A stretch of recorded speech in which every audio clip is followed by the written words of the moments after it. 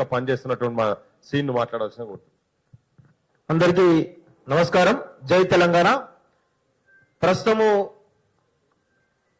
మరికొద్ది రోజుల్లోగా బడులు ప్రారంభమవుతున్నటువంటి ఈ సందర్భంలో ఒక మంచి చర్చ నిర్వహిస్తున్నటువంటి తెలంగాణ క్రాంతి దళ అధ్యక్షులు పృథ్వీరాజ్ గారు మరియు ఇక్కడికి వచ్చేసిన మీ అందరు కూడా ధన్యవాదాలు. సో ప్రధానంగా ఇక్కడ రేవంత్ రెడ్డి వ్యాఖ్యల గురించి, అదేవిధంగా రేవంత్ రెడ్డి భవిష్యత్తులో ఏ విధంగా ఈ విద్యా వ్యవస్థను పైన ఏ విధంగా కుట్ర చేయబోతున్నాడనే కోణంలో ఒక 2-3 విషయాలు నేను మాట్లాడాలి. మొన్న హిందూ హడులు అనేటువంటి ఒక కాన్క్లేవ్ లో 4000 బడులకు తీసుకొస్తామని చెప్పేసి రేవంత్ రెడ్డి చేసిన వ్యాఖ్యలు ఏవైతే ఉన్నాయో ఈ రాష్ట్రంలో, ముఖ్యంగా మన తెలంగాణ రాష్ట్రంలో 4000 బడులు అంటే దాదాపు 4-5 విలేజ్లకు సంబంధించి ఒక స్కూల్ అని చెప్పేసి చాలా స్పష్టంగా తెలుస్తా ఉంది. దానిలో భాగంగా మీరు ఒకసారి గమనించండి, గూడాలలో, తండాలలో, మరి దళిత వాడలలో విద్యార్థులు చదువుకోలేనటువంటి పరిస్థితి ఏర్పడుతుంది. ఇప్పుడు ఏకోపాధ్యాయ అనేటువంటి కాన్సెప్ట్ తోటి తండాలలో, గూడాలలో ఒకటే టీచర్ తోటి ఈరోజు 5th క్లాస్ వరకే 4th క్లాస్ వరకు చదివేటువంటి ఒక పరిస్థితి ఉంది. ఇప్పుడు అలాంటి వాటిని కూడా ఎత్తేస్తే రేపు కనీసం మినిమం సమాజం మీద అవగాహన కూడా లేకుండా పెరిగేటువంటి అవకాశం ఈరోజు గూడాలలో, తండాలలో ఉండేటువంటి వాళ్లకు ఏర్పడుతుంది. ఈ విషయం చాలా గ్రహించాలి మనం అందరం కూడా. ఇది 4000 స్కూల్స్ తగ్గించడం అంటే ఖచ్చితంగా ఆదివాసీలు, గిరిజనులు, లంబాడాలు, మాదిగ బిడ్డలు, మాల బిడ్డలు, దళిత బిడ్డలు, ముఖ్యంగా రూరల్లో ఉండేటువంటి బీసీలకు ఎక్కువగా ఎఫెక్ట్ అయ్యేటువంటి ప్రమాదం ఉంటది. మనందరూ గమనించాలి దీన్ని. సో రేవంత్ రెడ్డి ఏమంటాడు, మేము గురుకులాలు తీసుకొస్తాము, లేకపోతే కాన్ఫరెన్స్ కి ఒక మోడల్ స్కూల్ పెడతాము అని చెప్పేసి ఒక బీరాలు పలుకుతారు. ఒక మోడల్ స్కూల్ ఒకవేళ ఒక నియోజకవర్గానికి ఒక మోడల్ స్కూల్ పెడితే ఎంతమంది చూపిస్తారు? ఒక మండలంలోనే ఒక గవర్నమెంట్ స్కూల్లో వేలాది మంది విద్యార్థులు చదువుతూ ఉంటారు. అలాంటిది ఒక నియోజకవర్గంలో నువ్వు ఎంతమందిని పిల్లల్ని చదివించగలుగుతావు ఆ మోడల్ స్కూల్ పెట్టి? ఈ ఒక్కసారి గ్రహించాలి. ఇంకొక విషయం కూడా చాలా స్పష్టంగా చెప్పాలి. రేవంత్ రెడ్డి గారు, మీరు ఇలా చాలా పెద్ద కుట్రకోణం ఉంటుంది రాష్ట్రంలో జరిగేటువంటి వసూళ్ల దందా, కమిషన్ల దందా ఎట్లా ఉంటుందో నేను ఒక విషయం చెప్తా. 10+2 విధానం తీసుకొస్తామని చెప్పేసి రేవంత్ రెడ్డి అన్నారు కదా. దాని తర్వాత ఇంటర్మీడియట్ కాలేజీలన్నీ కూడా ఒక జేఏసీగా ఫామ్ అయి మధుసూదన్ రెడ్డి నాయకత్వంలో అందరూ కూడా వార్నింగ్ ఇచ్చారు. రేవంత్ రెడ్డి మెడలు వంచైనా సరే మేము వెనక్కి తీసుకుంటామని చెప్పేసి అన్నారు. తిరిగి వారం రోజుల్లోగానే రేవంత్ రెడ్డి తన యొక్క డెసిషన్ వెనక్కి తీసుకున్నాడు. ఎందుకు? మీరు ఇక్కడ గమనించాలి. రేవంత్ రెడ్డి కావాలనే ఈ యొక్క విద్యా కమిషన్ రిపోర్ట్ ను బయట పెట్టించేసి అందులో 10+2 విధానం తీసుకొస్తామని చెప్పేసి ఒక ఫీలర్ వదిలి, ఆ తర్వాత ఆ 10+2 విధానం వస్తే మా యొక్క పబ్బం గడదు, మా యొక్క 1000 కోట్ల రూపాయలు దందా అవుతుందని చెప్పేసి ఈ రోజు ఇంటర్మీడియట్ కాలేజీలు ఎవరైతున్నాయో, కార్పొరేట్ కాలేజీలు ఎవరైతున్నాయో, శ్రీ చైతన్య, నారాయణ, లేకపోతే ఇంకా వివిధ కాలేజీలు ఏవైతున్నాయో అవన్నీ కూడా భయపెట్టించే ప్రయత్నం చేసిండు. ఆ క్రమంలోనే వాళ్ళందరూ ఒక జేఏసీగా ఏర్పడి దాని తెర వెనుక 100,000 కోట్ల రూపాయల కమిషన్ దందా దాగి ఉంది అనేటువంటి విషయాన్ని గుర్తుపెట్టుకోవాలి. ఇది ఒకటే కాదు, మీరు గమనించాలి. మొన్న మైనింగ్ అక్రమాల పైన కూడా ఏమన్నాడు, మేము సిఐడి విచారణ చేస్తామన్నాడు. ఎందుకు విచారణ చేస్తామంటున్నాడు అంటే దానిలో కూడా కమిషన్ల దందా అనేది దాగి ఉన్నది అనే విషయంలో గుర్తుపెట్టుకోవాలి. అంటే రేవంత్ రెడ్డి చేసేటువంటి ప్రతి ఫీలర్, అంటే ఒక చిన్న అనౌన్స్మెంట్ వెనకాల ఒక 100,000 కోట్ల రూపాయల దందా, కమిషన్ల దందా దాగి ఉన్న విషయంలో గుర్తుపెట్టుకోవాలి.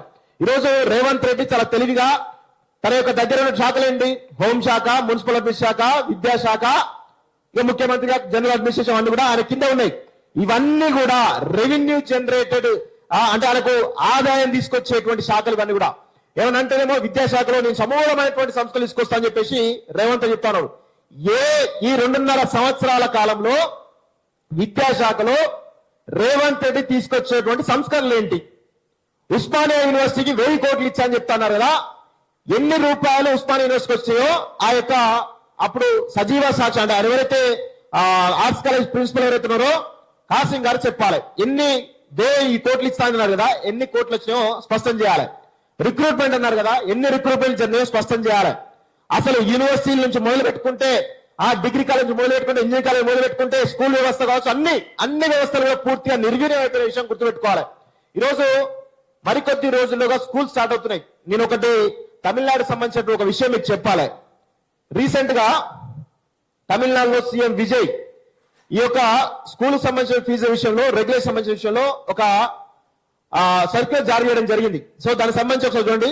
The Tamil Nadu fee determination committee fee structure 2026-27 అని చెప్పేసి రిలీజ్ చేయడం జరిగింది. దానిలో ఎల్కేజీకి మరియు యూకేజీకి ఎంత 16,640 రూపాయలు. ఇవి ప్రైవేట్ కార్పొరేట్ సంబంధించినటువంటి స్కూల్స్ యొక్క ఫీ స్ట్రక్చర్ చాలా స్పష్టంగా ఆ నియంత్రణ తీసుకొచ్చే ప్రయత్నం అక్కడ ఉన్నటువంటి తమిళనాడు ప్రభుత్వం తీసుకొచ్చింది. ఎల్కేజీకి యూకేజీకి 16,640 రూపాయలు. అదేవిధంగా 5th క్లాస్ వరకు 18,635 రూపాయలు. ఆ తర్వాత 8th క్లాస్ వరకు 20,635 రూపాయలు. 9th 10th వచ్చేసి 22,960 రూపాయలు. ఆ తర్వాత +1 +2 వచ్చేసి 25,825 రూపాయలు అని చెప్పేసి చాలా స్పష్టంగా ఫీజులకు సంబంధించినటువంటి ఒక రెగ్యులరేషన్ ను తమిళనాడు రాష్ట్రంలో కొత్తగా ఎన్నికైనటువంటి ఆ సీఎం విజయన్ తీసుకురావడం జరిగింది. మరి మన రాష్ట్రంలో ముఖ్యంగా హైదరాబాద్ లాంటి మహానగరంలో కావచ్చు, లేకపోతే వరంగల్ లాంటి మహానగరంలో కావచ్చు, ఖమ్మం కావచ్చు, ఏ జిల్లా తీసుకున్నా గానీ కార్పొరేట్ కాలేజీలు ఈ యొక్క ఎల్కేజీ యూకేజీకి 2 లక్షలు 3 లక్షల రూపాయలు వసూలు చేస్తా ఉన్నాయి. ఇక కొన్ని 10th వరకు అయితే 10 లక్షల రూపాయలు ఫీజు వసూలు చేసినటువంటి విషయం చూస్తా ఉన్నాం. చాలా మొత్తం కార్పొరేట్ స్కూల్స్ అన్ని కూడా అదే పరిస్థితి కనబడతా ఉంది. కార్పొరేట్ కాలేజీలు శ్రీ చైతన్య నారాయణ ఎన్ని లక్షల ఫీజులు మనందరం కూడా చూస్తా ఉన్నాం. మరి వీటిని రేవంత్ రెడ్డి గారు విద్యాశాఖ మంత్రిగా ఏమైనా నియంత్రణ చేస్తున్నాడా? ఏమనంటే చాలు కార్పొరేట్ కాలేజీలకు సంబంధించినటువంటి స్కూళ్ళకు సంబంధించినటువంటి ఇనాగ్రేషన్ పోవడము, వీళ్ళంట సమాజ సేవ చేస్తుందని చెప్పేసి మాట్లాడడం, ఆ తర్వాత కార్పొరేట్ మెడికల్ కాలేజీల కార్పొరేట్ మెడికల్ సంబంధించినటువంటి హాస్పిటల్ పోవడము, వీళ్ళు సమాజ సేవ చేస్తుందని చెప్పేసి మాట్లాడడం. ఇదే తప్ప అరే పేద ప్రజల కోసం ఇక్కడ ఒక ఫీజు రెగ్యులేషన్ తీసుకొద్దామనేటువంటి సోయి లేనటువంటి చాతగాని దద్దమ్మ ఈరోజు రేవంత్ రెడ్డి అనేది చాలా స్పష్టంగా మనం గుర్తుపెట్టుకోవాలి. ఇంకొక విషయం కూడా చెప్పాలి. 2004లో అంటే నేను కూడా ఫీజు రింబర్స్మెంట్ ద్వారా చదువుకొని ఆ తర్వాత ఉన్నత విద్యను అభ్యసించి ఎంటెక్ చేసి తర్వాత ఇప్పుడు ఈరోజు సమాజంలో ఒక ఛానల్ పెట్టేసి కొంత నాకంటూ ఒక నా కాళ్ళ మీద నిలబడి బతుకుతా ఉన్నాను. అంటే ఎప్పుడో 2004 నుంచి 2008 సమయంలో నేను చదువుకున్న బీటెక్ అప్పుడు ఫీజు రింబర్స్మెంట్ ఉన్నది. అప్పటి నుంచి ఇప్పటి వరకు కూడా కొనసాగుతూనే ఉన్నది. సరే వైఎస్ రాజశేఖర్ మంచి చేసిరా చెడు చేసిన పక్కన పెడితే ఈ ఫీజు రింబర్స్మెంట్ కానీ ఆరోగ్యశ్రీ విషయంలో ఆయన తీసుకున్నటువంటి నిర్ణయాల వల్ల అప్పటి నుంచి ఇప్పటి వరకు కూడా కొన్ని లక్షలాది మంది విద్యార్థులు తమ యొక్క జీవితాలను మెరుగుపరుచుకున్నారు, వాళ్ళ యొక్క కుటుంబాలను బాగు చేసుకున్నారు. యుఎస్ లో గానీ, యూకేలో గానీ, ఆస్ట్రేలియాలో గానీ, కెనడాలో గానీ, ఈరోజు సాఫ్ట్వేర్ ఇంజనీర్లో గానీ ఎంతో మంది ఉపయోగపడ్డారంటే 100% ఫీజు రింబర్స్మెంట్ అనేది ఒక ముఖ్య భూమిక పోషించి పేద ప్రజలకు. ఈరోజు మాలాంటి కుటుంబాలు అప్పుడే 20,000 రూపాయలు సంవత్సరానికి ఇంజనీరింగ్ ఫీజు కట్టాలంటే చాలా భారంగా ఉండేది. కానీ ఆనాడు వైఎస్ రాజు తీసుకొచ్చిన ఒక స్కీమ్ వల్ల చదువుకున్నాం, ఈరోజు ప్రయోజకులుగా అయినాం.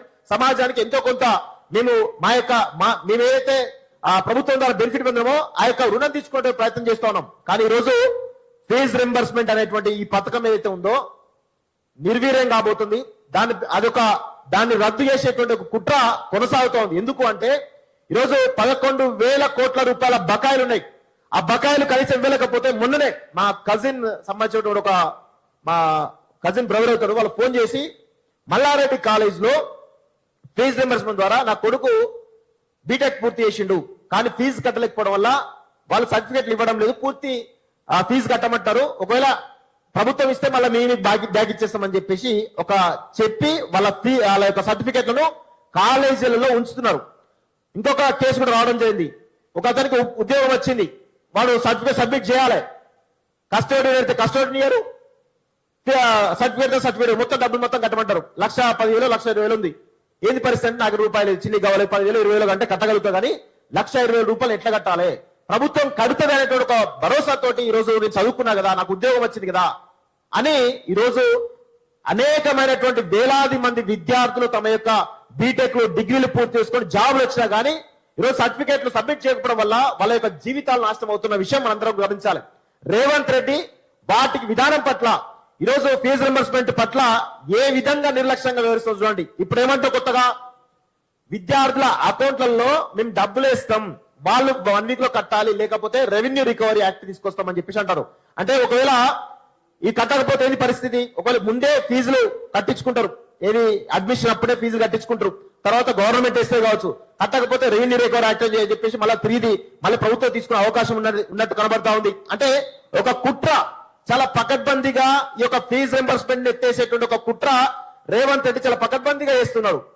విద్యాశాఖలో రేవంత్ రెడ్డి గారు ఈరోజు సమూలమైనటువంటి మార్పులు తీసుకున్నారు. భవిష్యత్తులో విద్యాశాఖ మంత్రి గారు నువ్వేం చేసేవా అంటే ఫీజు రింబర్స్మెంట్ ఎత్తేసినా, టెన్ టెస్ట్ విధానంలో వేల కోట్ల రూపాయలు కమిషన్ దందాలు తీసుకున్నా, లేకపోతే ఇక రకరకాల అన్ని కూడా ఒక ప్రజా వ్యతిరేక విధానాలు మాత్రమే కనబడుతున్నాయి తప్ప ఒక్కటి కూడా విద్యార్థులకు ఉపయోగపడే విషయాలు కానీ లేకపోతే ఇటు ప్రజలకు ఉపయోగపడే విషయాలు కానీ ఒక్కటి కూడా లేదు. కేవలం రియల్ ఎస్టేట్ దందా నడుపుతా ఉన్నది ఈ ప్రభుత్వం తప్ప పాలన నడిపేయట్లేదు. ఐఏఎస్లు కానీ, ఐపీఎస్ కానీ, హెచ్ఓడీలు కానీ, డిపార్ట్మెంట్లు కానీ, యూనివర్సిటీలు కానీ ఏ ఒక్క డిపార్ట్మెంట్ కూడా రేవంత్ రెడ్డి చెప్పినా, మంత్రులు చెప్పినా, ఎమ్మెల్యేలు చెప్పినా, ఎవరు చెప్పినా ఏం లేని పరిస్థితి చాలా స్పష్టంగా కనబడతా ఉంది. కాబట్టి నేను ఎట్లా ఓడిపోతా, నాకు ఇక ప్రజలు నన్ను ఎట్లా తిరగబడతారు కాబట్టి ఈ 2.5 సంవత్సరంలో విపరీతమైన దోపిడీ చేసుకోవాలి. కేసీఆర్ 1,00,000 కోట్లు సంపాదిస్తే నేను 1,50,000 కోట్లు సంపాదించాలని దాంట్లో ఈరోజు రేవంత్ రెడ్డి కేవలం పైసల గురించే ఈ ప్రభుత్వం నడుపుతుంది తప్ప ఏది కాదని చాలా స్పష్టంగా అర్థమవుతుంది. దీని గురించి ఖచ్చితంగా పౌర సమాజం అంతా కూడా నిలబడి కొట్లాడాల్సిన అవసరం అవుతుంది. ఈ దిశలో మాలాంటి డిజిటల్ మీడియా ఛానల్స్ అన్ని కూడా ప్రజల కోసం ఖచ్చితంగా ఎంత దాకైనా పోరాటానికి సిద్ధంగా ఉన్నాం. ఎన్ని హర్డిల్స్ ఎదురైనా, ఎంత పోరాటం కోసమైనా సరే ప్రజలకు ఖచ్చితంగా ఈ విషయాలను చేరేదాకా మా యొక్క పోరాటం